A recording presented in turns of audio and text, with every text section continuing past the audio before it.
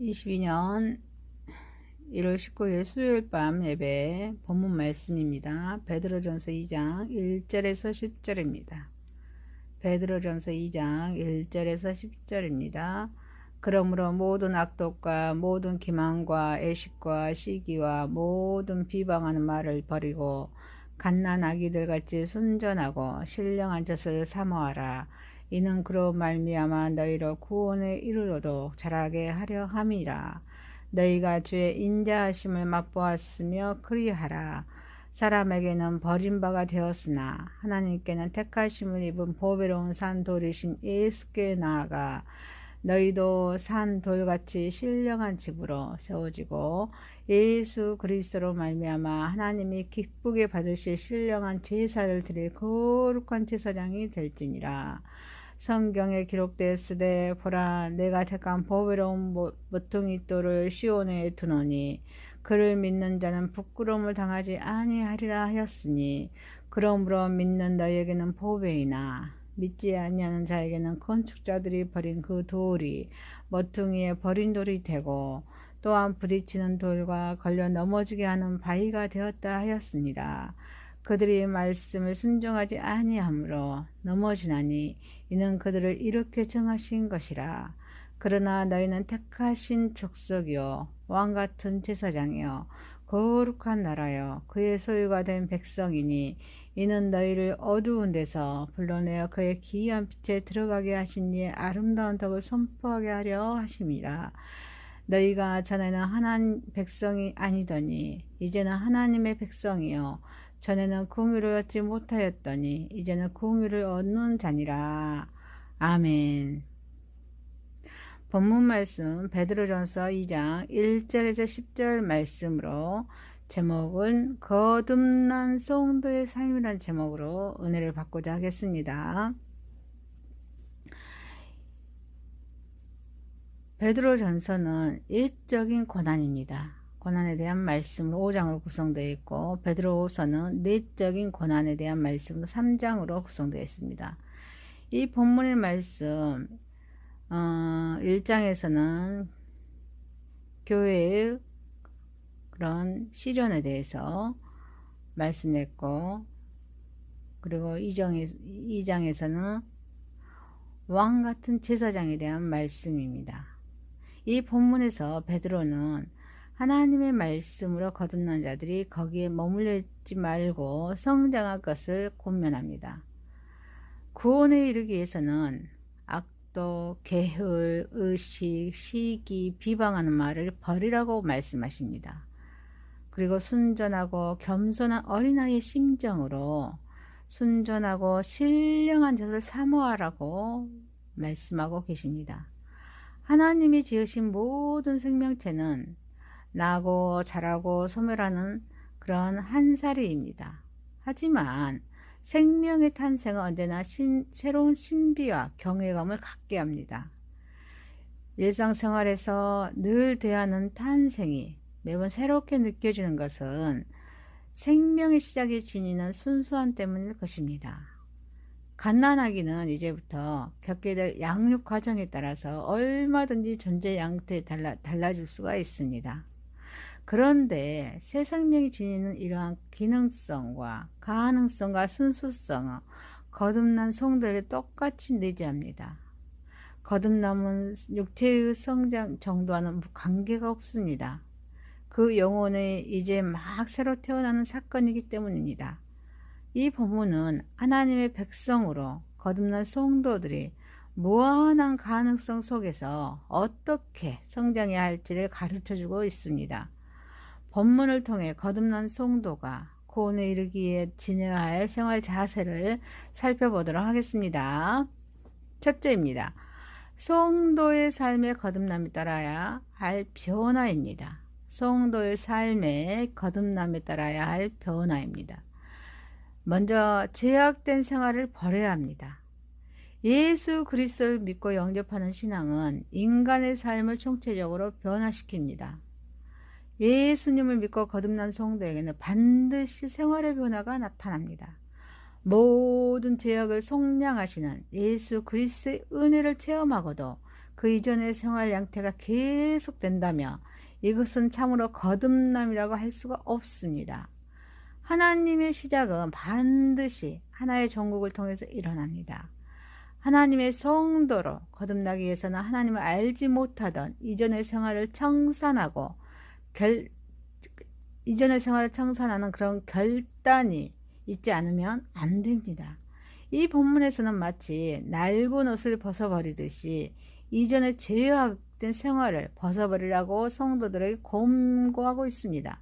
거짓, 이선, 시기, 비방을 쌓는 그런 악독한 생활을 지속해서는 결코 하나님께 가까이 나아갈 수 없습니다. 옛사람을 십자가에 못 박아버릴 때 비로소 우리는 거듭났다고 말할 수 있습니다. 그 다음에 어린아이처럼 순전해집니다. 어린아이처럼 순전해집니다. 하나님의 자녀로 거듭난 성도에게는 이제 막 이렇게 탄생의 신비를 깨치고 나온 갓난아기처럼 순수하고 천진한 심성이 있어야 합니다. 예수 그리스도를 알고 놀라운 신생의 그런 은혜를 체험한 성도에게는 이전의 삶과 기존 지식들이 모두 무음해집니다. 바울 사도가 그리스도를 영접한 후에 이전에 지녔던 지위와 지식들 모두 배설물로 여긴다고 고백했던 것도 이 때문입니다. 빌립보서 3장 8절 말씀하십니다. 또한 모든 것을 해로 여김은 내 주 그리스도 예수로 하는 지식이 가장 고상하기 때문이라. 내가 그를 위하여 모든 것을 잃어버리고 배설물로 여김은 그리스도를 얻고. 아멘. 이 거듭난 성도에게는 오직 인생의 새로운 시작에 대한 기쁨과 모든 것을 처음부터 다시 배워야 한다는 겸손한 깨달음이 있을 뿐입니다. 교만하고 강한 마음으로 자신의 유익을 쫓아서 살던 사람이 온 마음을 비우는 겸손함을 갖게 된다는 것은 실로 큰 변화입니다. 이러한 변화는 결코 쉽게 이루어지지 않습니다. 그러나 예수 그리스도의 사랑을 마음 깊이 체험하고 일평생 주님만을 위해 살기로 결단하는 성도에게는 반드시 어린아기처럼 순진해지는 변화가 나타납니다. 성도의 삶에 거듭남에 따라야 할 변화로 제약된 생활을 버리는 저와 여러분이 되시길 주님의 이름으로 축원드립니다. 두 번째입니다. 거듭난 성도의 삶의 영적인 성숙을 위해 취해야 할 태도입니다. 먼저 신령한 젖을 사모해야 한다는 것입니다. 아기는 갓 태어났을 때부터 누가 가르쳐주지 않아도 어머니의 젖을 찾아 먹을 줄 압니다. 어머니의 젖은 아기가 건강하게 성장하는 데 필요한 모든 양분을 고루 갖추고 있습니다. 오늘 본문에서 성도들에게 영적인 신생의 상태에서 점차 자라나 성숙한 신학이 되기 위해서는 갓난아기가 어머니의 젖을 사모하는 것처럼 신령한 젖, 하나님의 말씀, 성경 66권, 구약의 39권과 신약의 27권, 하나님의 말씀을 사모하라고 권고하십니다. 어머니의 젖이 아기에게 충분한 영양을 공급해 주듯이 하나님의 말씀은 신앙의 성숙에 필요한 모든 자양분을 공급합니다. 그래서 신명기 8장 3절 말씀하십니다. 너를 낮추시며 너를 줄이게 하시며 또 너를 알지 못하며 내 조상들도 알지 못하던 만나를 내게 먹이신 것은 사람이 떡으로만 사는 것이 아니요 여호와의 입에서 나오는 모든 말씀으로 사는 줄을 네가 알게 하려 하심이니라.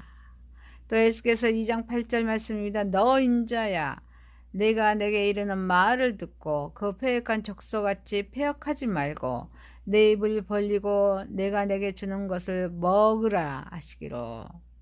마태복음 4장 4절 예수께서 대답하여 이르시되 기록되었으되 사람이 떡으로만 살 것이 아니요 하나님의 입으로부터 나오는 모든 말씀을 살 것이라 하였느니라 하시니라.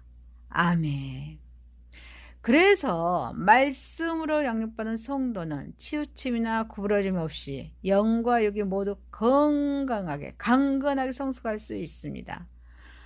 따라서 예수 그리스도를 영접한 성도는 항상 신령한 젖을 사모해야 합니다.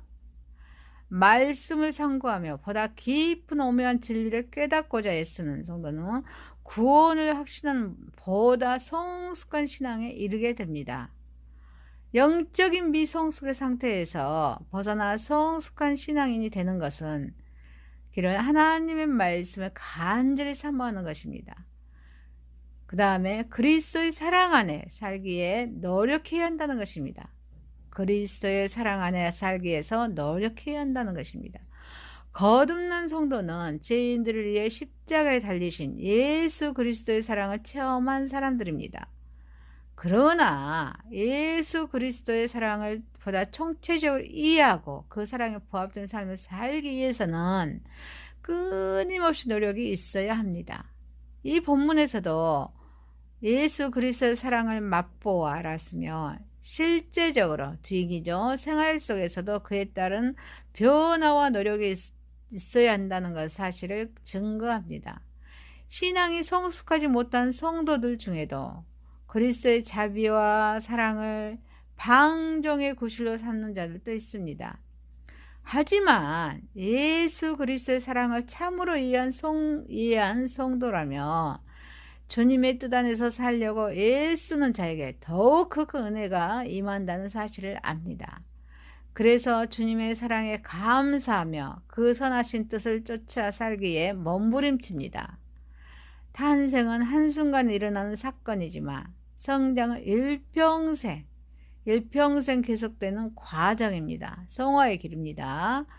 따라서 우리 거듭난 성도는 부활과 영생에 이르기까지 신령한 젖을 사모하고 그리스도의 사랑에 맞들여가는 삶을 살아야 될 줄 믿습니다. 사회적으로 문제가 되는 사람들을 조사해보면 99%가 불평불만을 지닌 사람들입니다. 이제는 원망하고 불평하는 대신에 자신의 책임을 자각하고 상대방을 용서하는 사회를 만들어야겠습니다. 요즘 한강물이 점점 맑아져서 물고기들이 다시 살게 되었다는 말을 듣게 됩니다. 이 한강 최상류의 물은 아주 맑아서 그냥 마실 수도 있습니다.